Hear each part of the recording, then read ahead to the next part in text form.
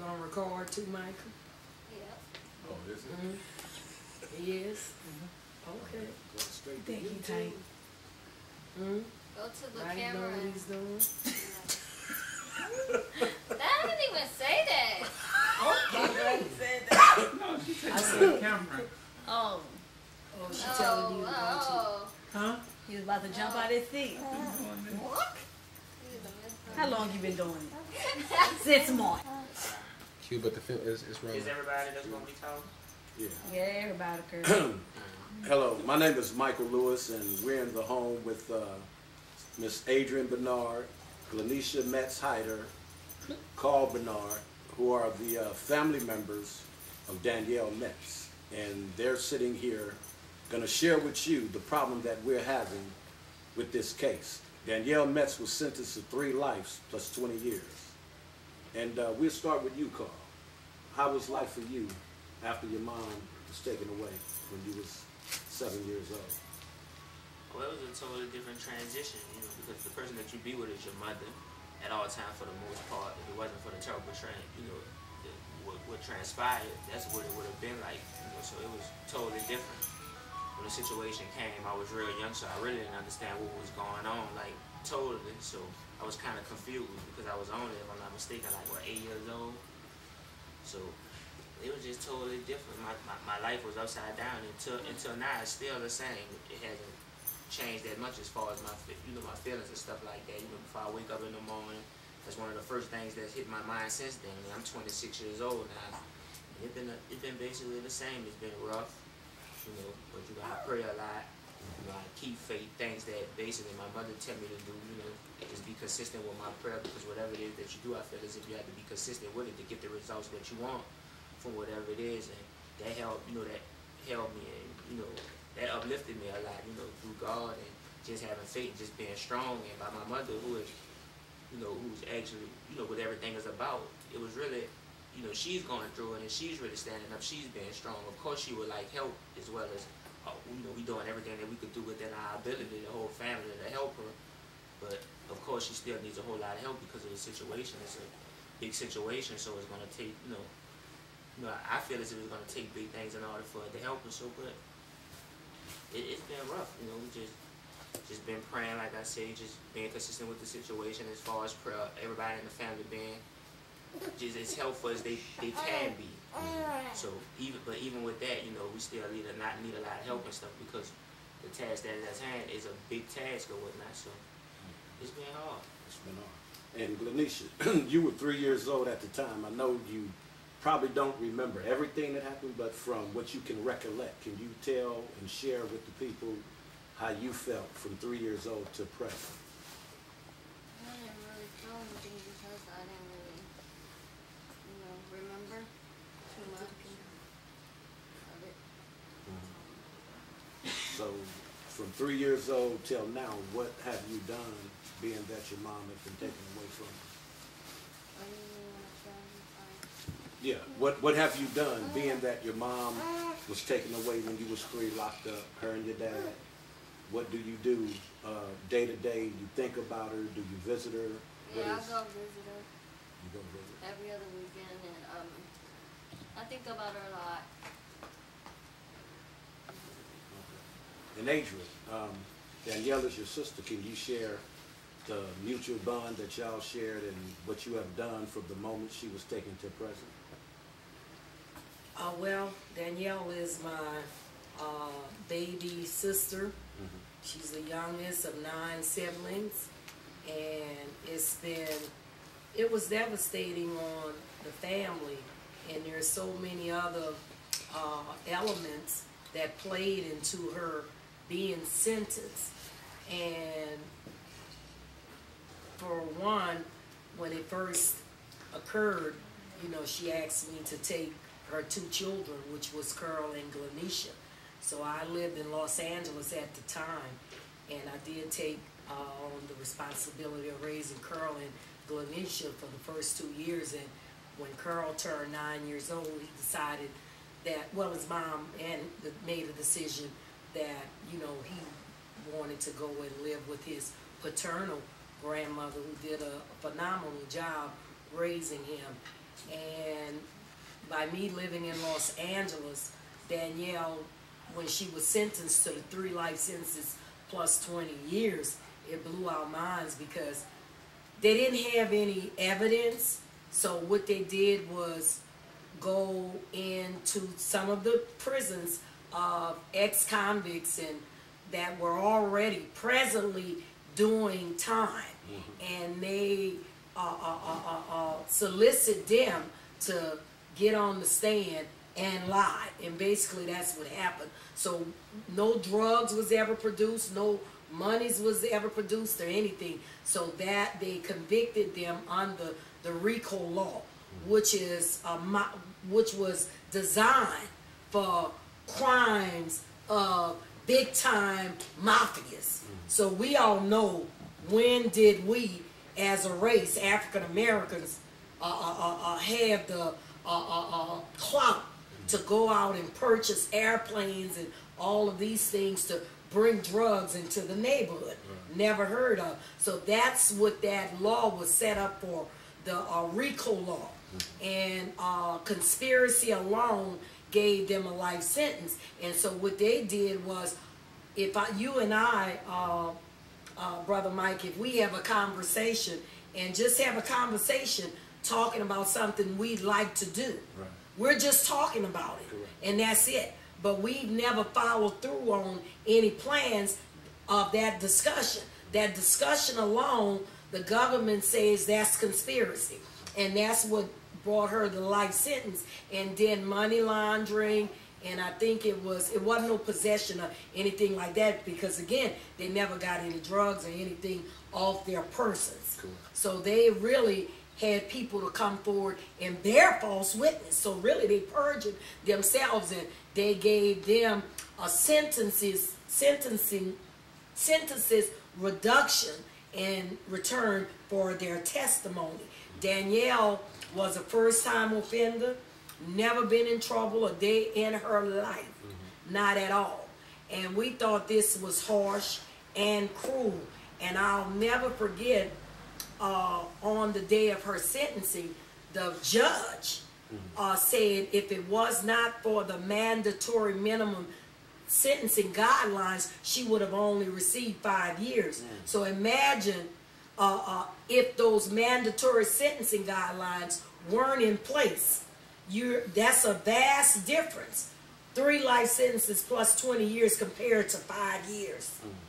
Okay? First time offender, never been in any trouble. So that was really harsh, and we took our chances as a family, because again, we were told by the attorney that they didn't have anything on her, and the attorney that she had was a traffic court judge, and we hired him because we were referred to him by someone else. We had no idea that he didn't have any previous experience in criminal law at all. So basically, these mandatory sentencing guidelines were set up for big time mafia bosses to get them off the street. Period.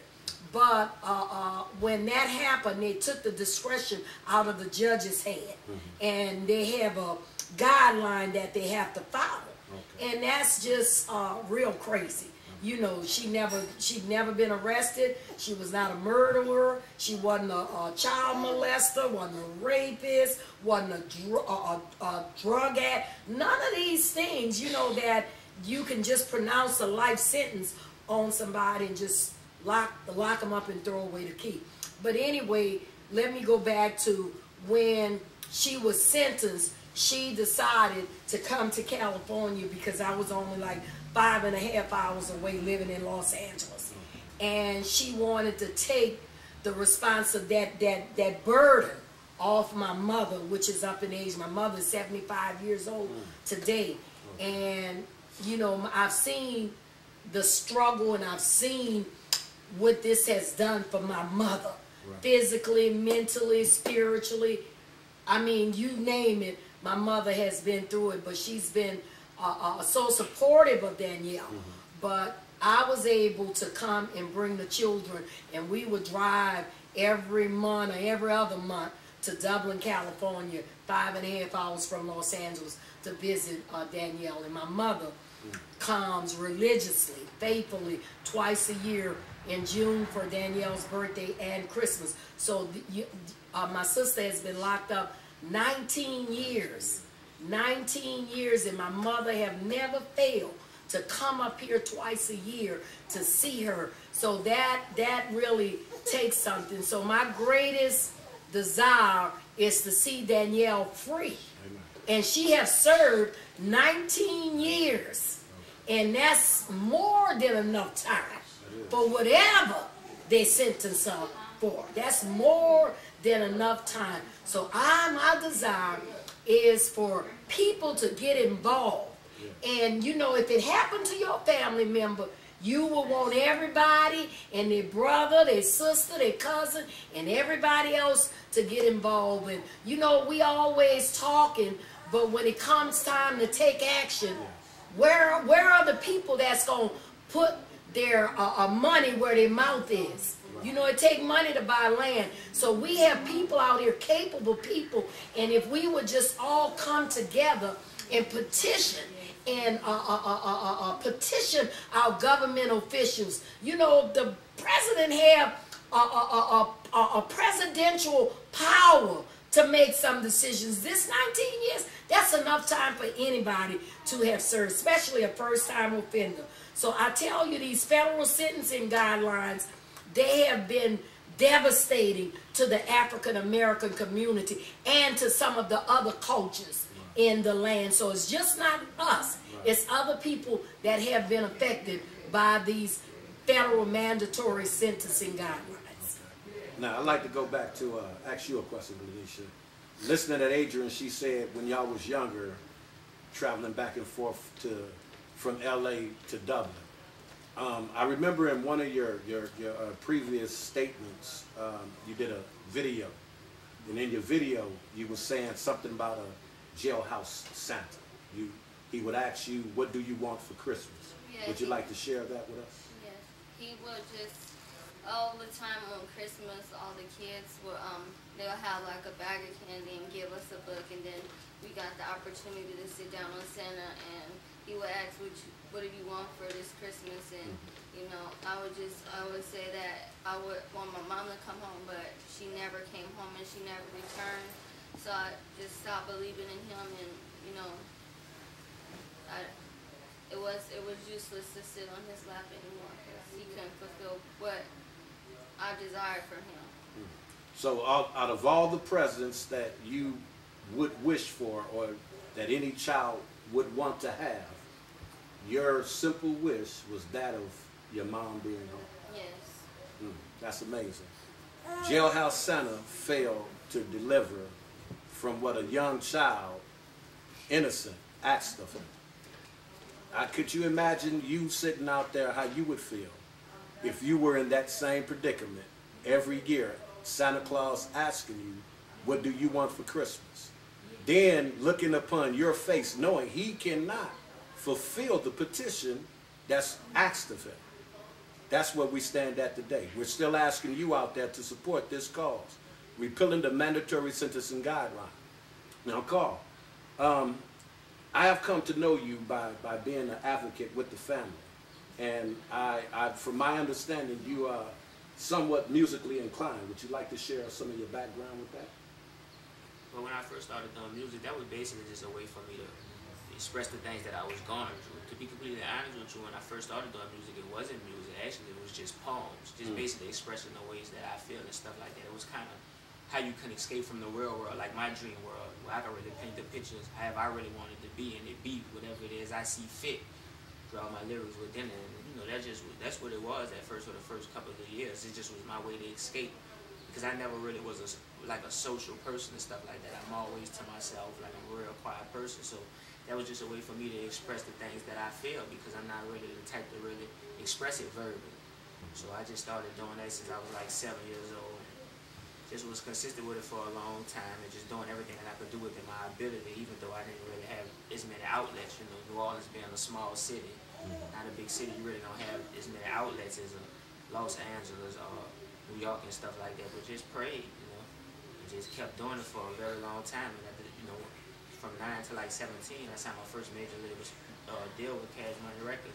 Was featured in a magazine, featured on my first international album, which was Baby's like his first album, which was titled Fast Money and stuff like that. And just kept going and stuff like that. But first and foremost, it just was a hobby and a way for me to really escape. Like I said, it just was how I really paint the picture of my escape, you know, because, you know, with music, either or poetry, is just how I choose to escape. And, you know, it's just a world where I could just paint it, like I say, like how I want to and stuff like that. It's just one of the things that I like to do as a hobby, and it just happened to become serious, you know, from the things that was going on around, like a lot of young, you know, African Americans and just youngsters in general, just taking it serious and just, you know, doing a lot of great things. Some can't play sports and stuff like that, so therefore that's like athletes to riders, you know, it's like a, you know, like a rider or not. So that was just a way for me to express myself and stuff like that. Okay. Now you mentioned the name Baby. Who exactly is Baby? He's a he's the CEO of Cash Money Records, and his brother Slim is the COO of Cash Money Records, which is basically they're originally from New Orleans, Louisiana. However, now they happen to just be the biggest moguls within the industry that's been standing. They've been standing longer than anybody else, and they're very successful. They've still been, you know, doing very well at what it is that they're doing. So I'm sure anybody that's really of that genre and beyond it have to kind of be aware of that to some extent, because like I said, they started off into hip-hop and stuff like that, but they well off into all kinds of other ventures as far as music, rock, pop, and, you know, so on. Again, I'm Michael Lewis, and I'm sitting here with Adrian Bernard, the sister of Danielle Metz, her daughter Gleneisha Metz Hayter, and her son Carl Bernard. Danielle is not fortunate enough to be here to tell you her side of the story, so we're going to hear it from firsthand, the sister, the brother, the son, and her daughter. Her daughter don't really have too much of a memory, being that she was so young. Her son has a few memories, but her sister has the most memory. Again, Danielle has been pegged in a light of a criminal, but this is a young mother of two that was given a 3-life sentence plus 20 years. As Adrian stated earlier, she's a first-time nonviolent offender. She has never assaulted, molested, never kidnapped, she never terrorized, and she never murdered anyone.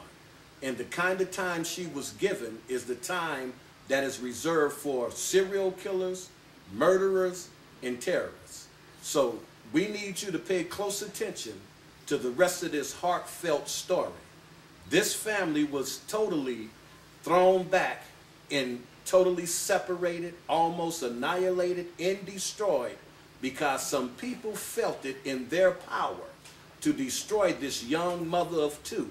She was never given a fair deal from the beginning. Now we want to speak with Adrian. Adrian, can you share with the people how it was and how your sister was growing up as a child? Yes, Danielle was a very sweet young lady. She has such a human compassion for people. Mm-hmm. And again, she was the youngest of 9 children. And growing up, you know, I left home, but I was still able to see her grow and blossom into a beautiful young lady. I could remember my stepfather, which is Danielle's father, you know, purchasing a brand new car. And I think things begin to happen as that. You know, we're New Orleans is a different culture. Oh yes. There's a different culture in New Orleans, and it's like no other culture you've seen lived through. If you go to New Orleans, it's a culture. They have their own culture. But anyway, she was 16 years old, and she was attending nursing school. And my stepfather bought a car for himself, and it was a brand new Cutlass Supreme. And Danielle was only about 16 years old. So he bought it for himself, but it really was a gift for Danielle. So she was the only young girl, you know, able to ride around in a brand new Cutlass Supreme, going to school. And you know, that's what happened. You know, you grow up and you want to get a car, you dream of having a home and all of this. So she had Carl at 18 years old, and Carl was only like 30 days old when she met Gleneisha Metz, which is later on became her husband, and that's how everything started. Well, when Danielle met him, you know, he was almost 13 years her senior, okay? And you know, he had a nice car and a home and everything, and Carl's father was murdered when he was a baby. So she met this man, and she thought he had his own business and everything, and you know, all she's looking at that she needed some support for her baby. Okay, so she, in seeing this man and meeting him, and you know, you see somebody with some potential and able maybe to help you live a better life, and all you concerned about is you have a child. Right. So she got with him, and she stayed with him maybe about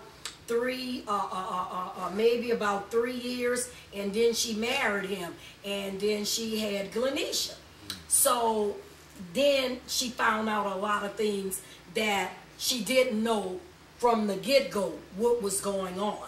And so the government said they had watched her husband, who was the target of a drug operation, okay? And that was the main thing. Her husband was the target of that drug operation. Now, go ahead. Can you tell me who Gleneisha Metz was? Who is Gleneisha Metz? Gleneisha Metz is Danielle's husband. What was his occupation? Well, he said he was a businessman. He owned a auto shop, detailing auto shop, and another business I can't quite remember what it was. So that's who she was. But I knew him, and I was living in Los Angeles, and you know, I knew that wasn't whom he was. But again, I wasn't there, so my baby sister did not know. So, you know, he was the target, and after they watched him for several years, you know, and got, again, like I said, there was no evidence. It was only hearsay of what the government presented.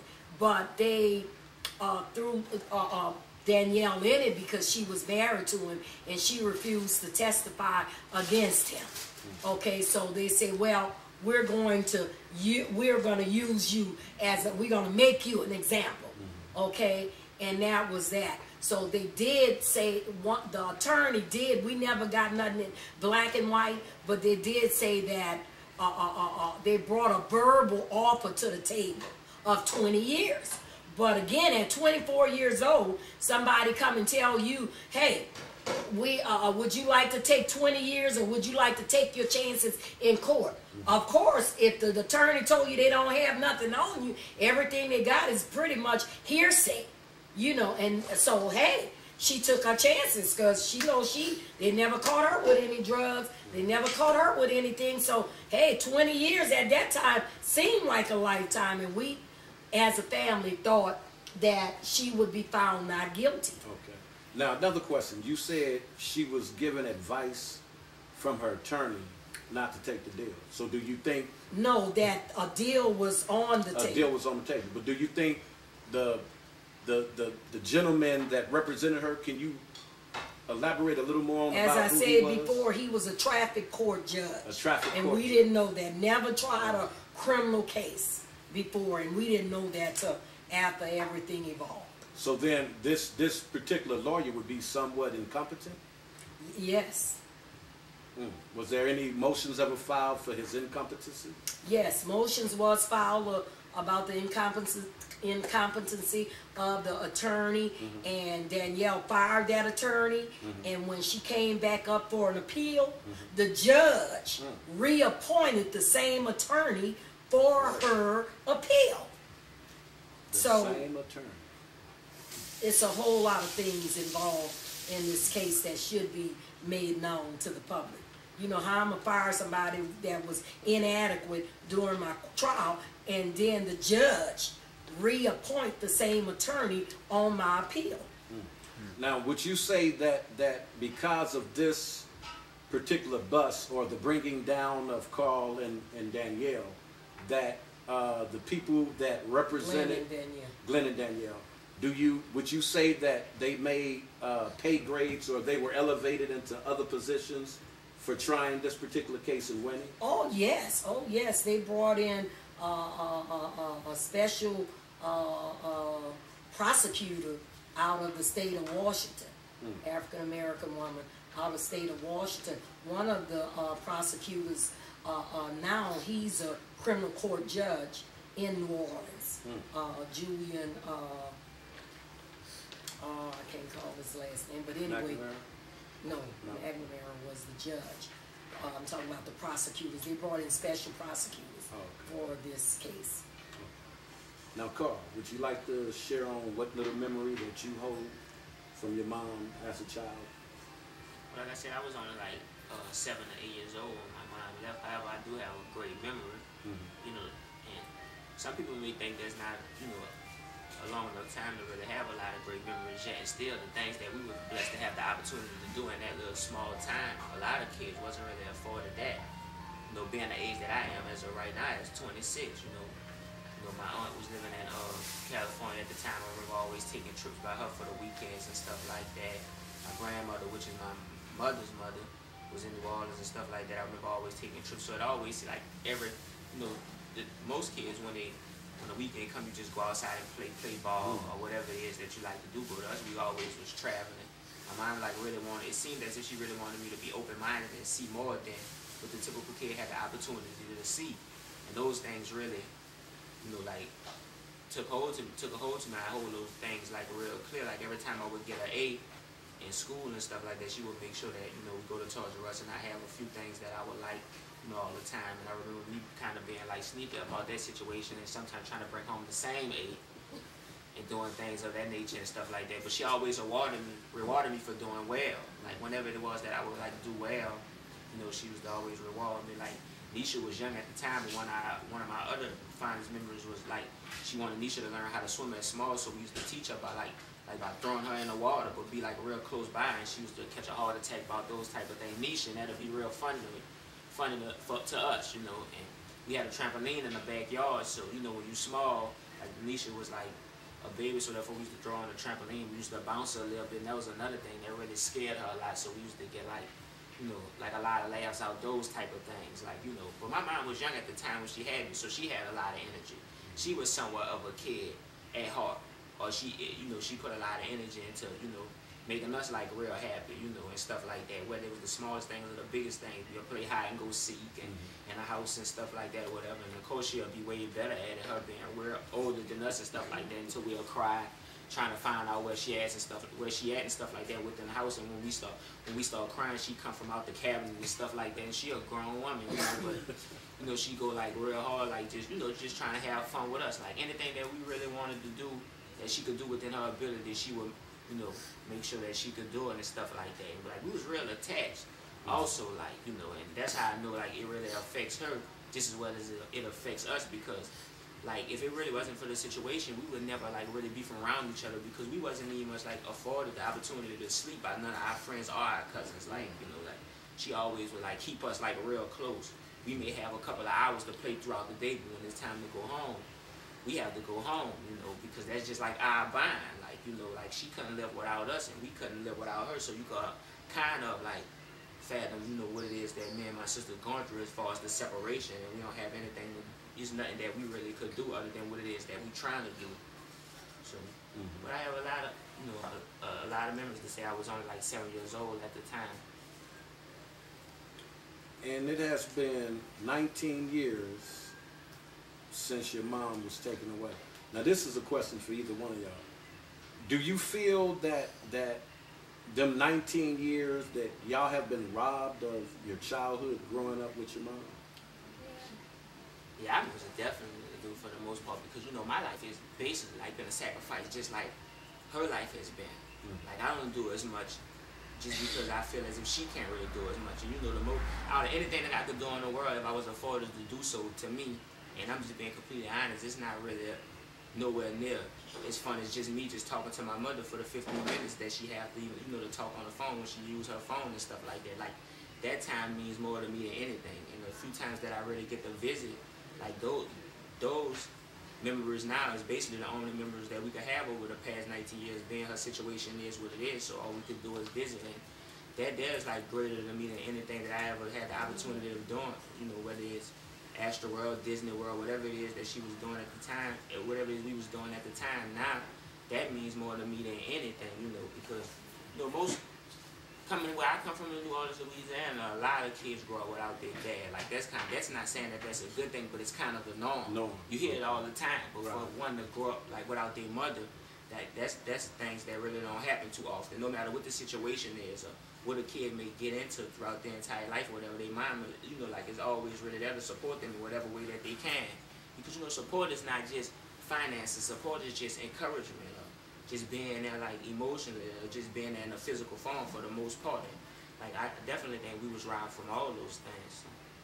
And how about you, Gleneisha? Yeah, we was robbed from, I didn't have my mom to talk to growing up, or I didn't have her to come home to, or tell her how my day was or anything.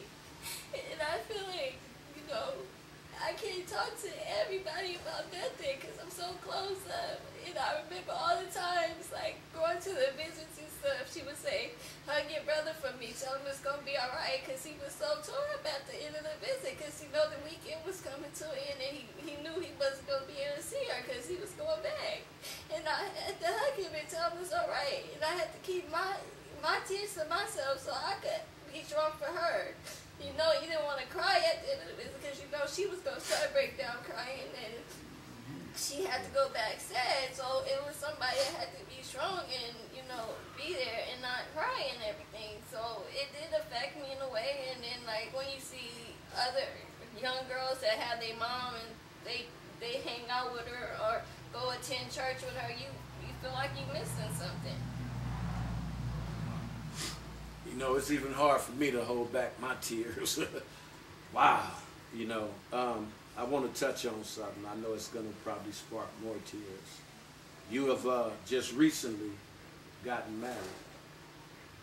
I know that had to be tearing you up, not having your mom there to see you get married or to be there to participate. You want to share some of that?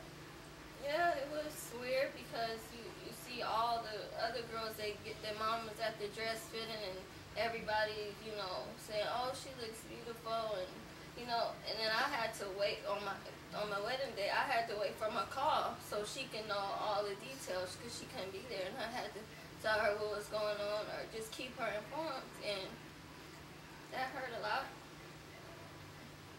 And Carl, you happened to come and make the wedding. And I know that tore you up because I talked to you. You want to share some of that too? Your sentiments on that? Well, even though my mother couldn't be in a physical form, I know she's, like, extremely proud of Gleneisha and myself as well, because, like, even though we didn't have the opportunity to have our mother and our father, like, we still stayed strong in God. That's one of the main reasons that I really believe in God, to be completely honest with you, for the simple fact that they have children that have their mother and their father, yet and still they find a way to get into things that they really don't supposed to get into.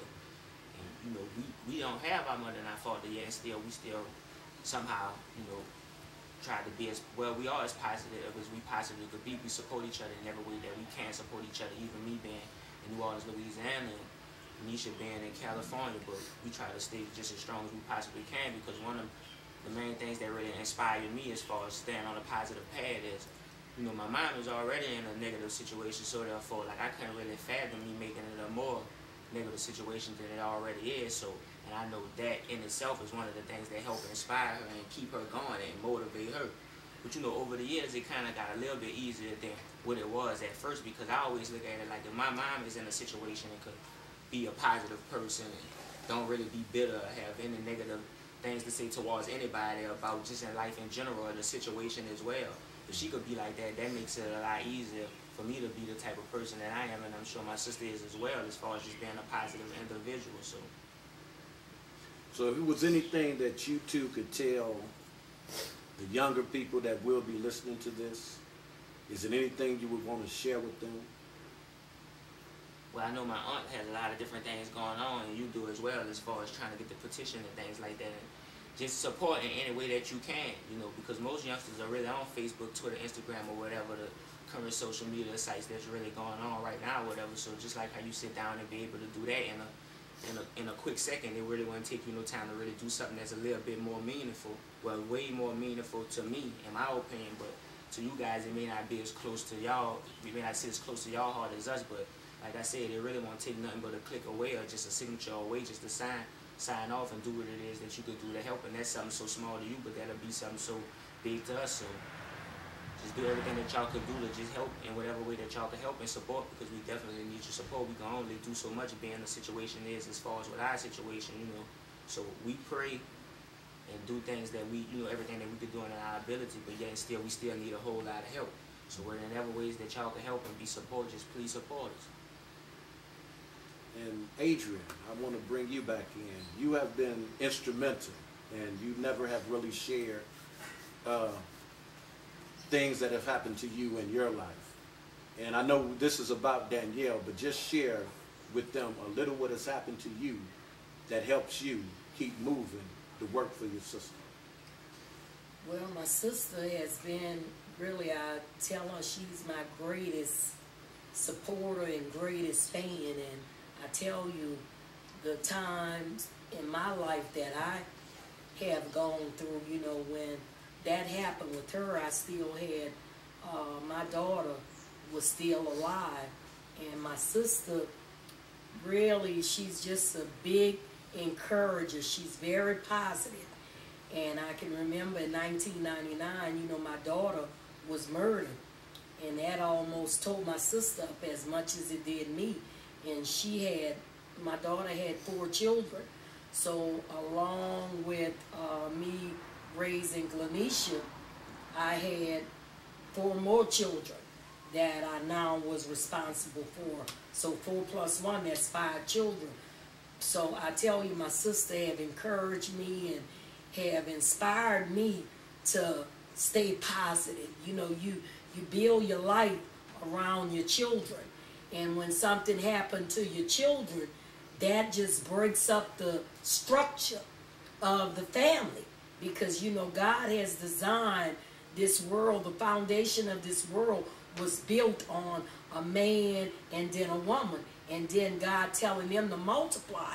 So when there's a breakdown in the family, it affects the whole family. It affects the whole family. So I tell you, I moved from Los Angeles to Atlanta to be closer to home because I thought my mother was going to retire, but she didn't. And it was, I look at it now, I look back in retrospect that it was all God, because I didn't know that next year my daughter was going to be murdered. But I stayed in Atlanta for almost 6 years, and then the Lord dealt with me to move back to California. And I did that mainly because my sister was my #1 priority. I have a son that's in prison in Angola, and it would have been very easy for the average person to stay where their son is. But I made a sacrifice by my sister being a female. I knew she needed my support more so than my son. So I moved back to California, where she would be afforded the opportunity to be able to see her daughter, Gleneisha. So I feel like, you know, I fulfilled that obligation, but as long as I have breath in my body and as long as I'm able to speak, I'm going to always be advocating for my sister. And I just want to tell everyone out there, as Carl said, on all the social media, we're asking for 50,000 signatures. And I mean, every one of you all that's on Facebook and Twitter, you have friends and you have family. All it is a click away. And if we not providing when we get those signatures, you can go to Michael Lewis' page, you can go to Danielle Metz page, you can go to my page, Adrian Bernard, and sign the petition. And there is a website, there's a category on the government's website where the president would be compelled, once we get those signatures, to look at this mandatory sentencing guideline and to also review Danielle's case where she can be granted a presidential pardon. She has done the time. And, you know, I feel like, you know, this can happen. And that's my prayer. And I serve a big God. And I haven't lost the faith. But I just want to say to you all out there again that, you know, Danielle is she's a very strong young lady. She's only 44 years old. So she's still young. She still have an opportunity to come out and see her grandchildren now. Her children are grown, but they still long for their mother. A child always long for their mother. Everybody know that a mother is the greatest inspiration in your life. I don't care if you come from a single family home or a two-parent household. The mother always play the central role in the family. So go and sign that petition. I beg of you, sign it. You would want it signed if it was one of yours. Amen? Amen. And once again, my name is Michael Lewis. Jesus is God on High Productions, sitting with the Metz and the Bernard family on behalf of their sister, Danielle Metz. Danielle has afforded me the opportunity to represent her on every level. I stand before you as an advocate for justice on behalf of Danielle. What I speak is out of the mouth of Danielle. She wants to thank each and every one of you that have taken out the time to sign the petitions, but you that haven't signed the petition, if it's the greatest thing that you can do is to give this family the gift that she never received as a child. Her only request from Jailhouse Santa was that her mom become free. Each one of you sitting out there today has that great opportunity to play the role of a Jailhouse Santa. How? By clicking on my name, Michael Lewis, Adrian Bernard's name, Gleneisha Metz's name, or either Danielle Metz's name, signing the petition. The petition is on every page. Go through every social media. We're repealing the mandatory sentencing guideline. As Adrian stated earlier, this is a guideline that is structured, but it hurt us the most, the African American. But it also hurts those that are not fortunate to have a good lawyer or money to help pay for the things that they need as far as representation. It comes against people of color. We are the ones that are less fortunate and end up in prison with no support. Do not stop the support. Be supportive of this cause by helping this family bring their sister and their mother home. Thank you. We can give the address. You want to give the address? Go ahead. You can also contact Danielle. It's always a wonderful thing when someone receives a card or encouraging word. You can contact her at Danielle Metz, M as in Mary, E-T-Z as in zebra. It's her last name. Her file number is 248-03013, and that address is 5701 8th Street, and that's Dublin, California, 94568. Again, her name is Danielle Metz, and the number is 248-03013, 5701 8th Street, and that's Dublin, California, 94568. You can also visit www.C as in Carl, O, P as in Paul, E-S, now, NOW.org, and you can read the newsletter on that website, and it'll give you some more information about Danielle. And you can also Google her name, and you'll be able to see some information about her story.